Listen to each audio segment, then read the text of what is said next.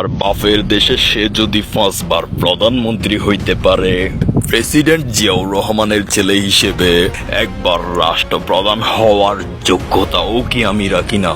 মির্জা ফখরুল সাহেব, আপনি কি বালের নেতৃত্ব দিচ্ছেন মিয়া? এখনো পর্যন্ত আমাকেই দেশে ফিরাইতে পারলেন না।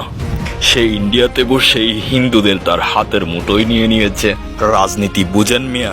হিন্দুরা হাতছাড়া হয়ে গেলে ক্ষমতায় আসতে পারবো আমরা? আমেরিকার পাশাপাশি চীন রাশিয়াকেও আমাদের পক্ষে বিরাইতে হবে।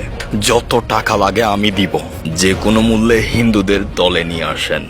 ইন্ডিয়াতে আরো লোক পাঠান, প্রয়োজনে আপনি নিজে যান। যত তাড়াতাড়ি সম্ভব শেখ হাসিনার বিরুদ্ধে গ্রেফতারি পরোয়ানা জারি করে তাকে দেশে ফিরিয়ে আনার ব্যবস্থা করেন।